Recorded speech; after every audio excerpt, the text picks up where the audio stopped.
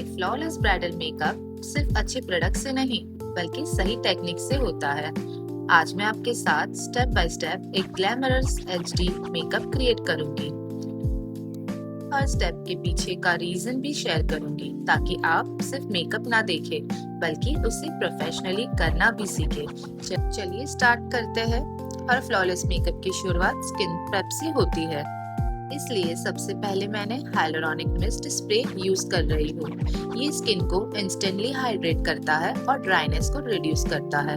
Makeup हमेशा healthy skin पर ही naturally set होता है। मिस्ट एब्जॉर्ब होने के बाद मैंने एम्ब्रोलिस का मॉइस्चराइजर अप्लाई किया है। ये मेरी फेवरेट मॉइस्चराइजर में से एक है क्योंकि ये स्किन को नरिश भी करता है और मेकअप के लिए एक स्मूथ कैनवास क्रिएट करता है। अब एक कॉमन मिस्टेक की बात करते हैं। बहुत लोग डार्क सर्कल या पिगमेंटेशन को डायरेक्टली फाउंडेशन से कवर करने की कोशिश करते हैं। इस वजह से फाउंडेशन हैवी लगने लगता है और फिर स्किन भी डार्क नजर आने लगती है।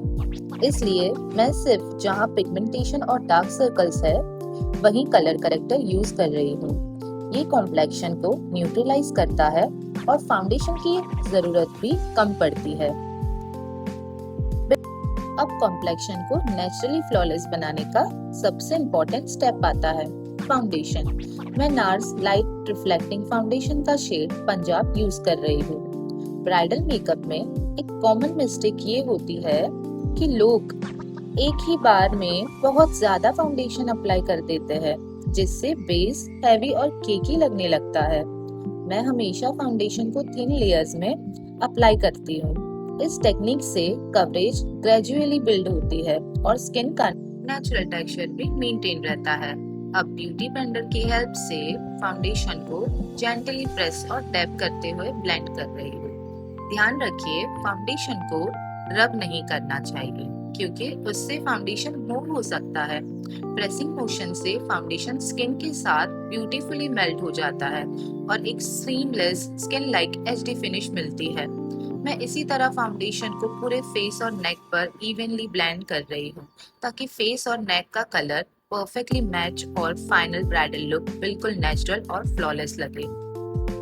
अब फेस को नेचुरली ब्राइट और लिफ्टेड दिखाने का टाइम है। मैं नार्स रेडिएंट क्रीमी कंसीलर का शेड को भी सिर्फ उन एरियाज पर अप्लाई कर रही हूँ जहाँ नेचुरली लाइट हिट करती है। अंडर आई, फॉरहेड, नोज ब्रिज और चिन। कंसीलर सिर्फ ब्राइटनेस के लिए नहीं होता बल्कि फेस को बैलेंस और लिफ्ट देने के लिए यूज किया जाता है। हर फेस का शेप अलग होता है, इसलिए कॉन्टूर भी सबका सेम नहीं होता। मैं शोपरल कंसीलर पैलेट से डार्क शेड से cheek bones, forehead, jaw line और नोज को सॉफ्टली ब्लेंड कर रही हूँ। मेरा गोल हार्श कॉन्टूर बनाना नहीं बल्कि नेचुरल डायमेंशन क्रिएट करना है। एक बात हमेशा याद रखना, फ्लॉलेस मेकअप का सीक्रेट एक्सपेंसिव प्रोडक्ट नहीं होता, ब्लेंडिंग होती है। इसलिए मैं कंसीलर और कॉन्टूर दोनों को पेशेंटली ब्लेंड कर रही हूँ। जब ब्लेंडिंग अच्छी होती है तभी मेकअप स्किन जैसा लगता है, ना कि मेकअप जैसा। अब कॉम्प्लेक्शन में लाइफ ऐड करते हैं। मैं नार्स लिक्विड ब्लश यूज कर रही हूँ। ब्राइडल मेकअप में क्रीम ब्लश मुझे इसलिए पसंद है क्योंकि स्किन के साथ नेचुरली मेल्ट हो जाता है और अंदर से ग्लो आता है, ऐसा फील होता है। ब्लश को हमेशा कम क्वांटिटी से शुरू करो। जरूरत हो तो बिल्ड करना इजी होता है, लेकिन एक्स्ट्रा ब्लश को कंट्रोल करना very difficult. Cream products complete होने के बाद उन्हें लॉक करना इक्वली इम्पोर्टेंट होता है। मैं PAC ट्रांसलूसेंट पाउडर से बेस को सेट कर रही हूँ। पाउडर को कभी रब मत करो, हमेशा प्रेस करो। अगर आप ब्राइडल या लॉन्ग हेयर मेकअप कर रहे हो, ये स्टेप बहुत इम्पोर्टेंट है और इसको बिल्कुल भी स्किप नहीं करना चाहिए। इस टेक्निक से मेकअप मूव भी नहीं होता और पूरे दिन फ्रेश दिखता है। अब बात करते हैं आई मेकअप की। मुझे पर्सनली लगता है कि ब्राइडल मेकअप का सबसे इम्पोर्टेंट पार्ट आई होता है क्योंकि जब ब्राइडल आंखें खोलती है वहीं पूरा लुक का सेंटर अट्रैक्शन बनती है। इसलिए आई मेकअप में कभी भी जल्दी नहीं करनी चाहिए। सबसे पहले मैंने आई लीड्स पर आई शेडो बेस अप्लाई किया है। बहुत लोग इस स्टेप को स्किप कर देते हैं, लेकिन अगर आप चाहते हैं कि आई शेडो का कलर वाइब्रेंट दिखे और पूरे फंक्शन में क्रीज ना हो, तो एक अच्छा आई बेस बहुत जरूरी होता है। अब मैं एक soft peach pink transition shade से क्रीज लाइन डिफाइन कर रही हूँ।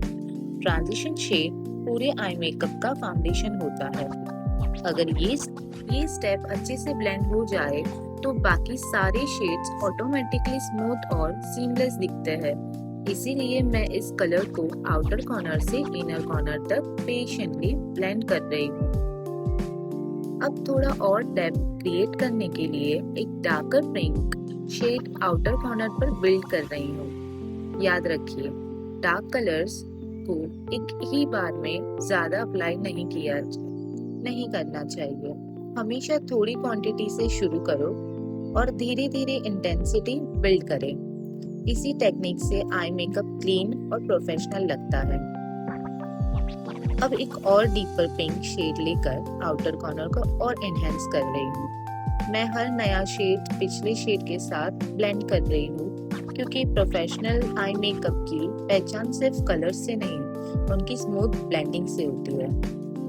अब ब्राउन आई शेडो से आउटर कॉर्नर को और डिफाइन कर रही हूँ। ब्राउन शेड आई मेकअप में नेचुरल डेप्थ क्रिएट करता है और आईज को ज्यादा लिफ्टेड और डायमेंशन लुक देता है। इस शेड को मैं आउटर कॉर्नर से मिडल लिड तक ही सॉफ्टली डिफ्यूज कर रही हूँ। अब एक डार्कर ब्राउन शेड से आउटर वी और एनहेंस कर रही हूँ। वी शेप मेंटेन करके अच्छे से ब्लेंड करना है। ये एक छोटा सा स्टेप आई मेकअप को सिंपल से ग्लैमरस बना देता है, लेकिन ध्यान रहे जितना डार्क शेड यूज करे उतना ही ज्यादा ब्लेंडिंग भी करे। यही बिगनर और प्रोफेशनल मेकअप में सबसे बड़ा डिफरेंस होता है। अब टाइम है आई लुक में ग्लैमर्स ऐड करने का। मैं इनर कॉर्नर से मिडल लिड तक ब्यूटीफुल गोल्डन शिमर अप्लाई कर रही हूँ। शिमर को ब्रश से स्वाइप करने के बजाय जेंटली प्रेस करने से उसकी पिगमेंटेशन और शाइन दोनों इनहेंस हो जाती है। इसी वजह से ब्राइडल मेकअप में मेटालिक फिनिश और भी लग्जरियस लगता है। अब एक शार्प विंग लाइनर क्रिएट कर रही हूँ। विंग लाइनर सिर्फ आईलाइनर नहीं होता, ये आईज को नेचुरली लिफ्टेड इफेक्ट देता है। मैं लाइनर को थिन और प्रिसाइज रख रही हूँ ताकि आई मेकअप एलिगेंट लगे और आई शेडो भी प्रॉपर विजिबल रहे। अब वाटर लाइन पर काजल अप्लाई कर रही हूँ। सिर्फ काजल लगाने के बजाय उसे सॉफ्टली स्मर्ज करना आई मेकअप को और ज्यादा प्रोफेशनल फिनिश देता है। इसलिए पेंसिल ब्रश की हेल्प से मैंने डार्क ब्राउन आई शेडो को पिक करके उसे लोअर लैश लाइन पर सॉफ्टली स्मर्ज किया है। इससे हार्श लाइन विजिबल होती है और आई मेकअप सॉफ्ट और स्मोकी इफेक्ट क्रिएट होता है। अब लैशेस को मस्कारा से प्रेप कर रही हूँ। मस्कारा नेचुरल लैशेस को लिफ्टेड और वॉल्यूम देता है, जिससे फॉल्स लैशेस भी और अच्छे से ब्लेंड हो जाती है और आई लुक कंप्लीट लगता है। अब हाई पॉइंट्स पर हाइलाइटर अप्लाई कर रही हूँ। हाइलाइटर का पर्पस सिर्फ एक्स्ट्रा शाइन देना नहीं होता, बल्कि फेस के नेचुरल रेसेस एरिया को हाईलाइट करना होता है। अब आईब्रो को डिफाइन करता है। मेकअप चाहे कितना भी फ्लॉलेस हो, अगर आईब्रोज प्रॉपरली ग्रूम ना हो तो पूरा लुक इनकम्प्लीट लग सकता है। मैं आईब्रोज को उनकी नेचुरल शेप फॉलो करते हुए सॉफ्टली फील कर रही हूँ। मेरा गोल उन्हें डार्क बनाना नहीं, बल्कि नेचुरली फुलर और वेल डिफाइंड दिखाना है। अब लिप्स के लिए मैंने एक beautiful peachy pink lip shade choose किया है। ब्राइडल मेकअप में लिप्स शेड सेलेक्ट करते वक्त हमेशा पूरे लुक का बैलेंस ध्यान रखें। अब पूरे मेकअप को लॉक करने के लिए मैंने ग्रिप सेटिंग स्प्रे अप्लाई किया है और फाइनली फॉल्स लैशेस अप्लाई कर रही हूँ। ब्राइडल आई मेकअप में लैशेस बहुत बड़ा डिफरेंस क्रिएट करती है। ये आंखों को इंस्टेंटली ओपन, ग्लैमर्स और कैमरा रेडी लुक देती है। और इसी के साथ हमारा HD bridal makeup look complete हो गया है। अगर वीडियो पसंद आई हो तो लाइक, सब्सक्राइब, कमेंट करना ना भूलें। Thank you for watching.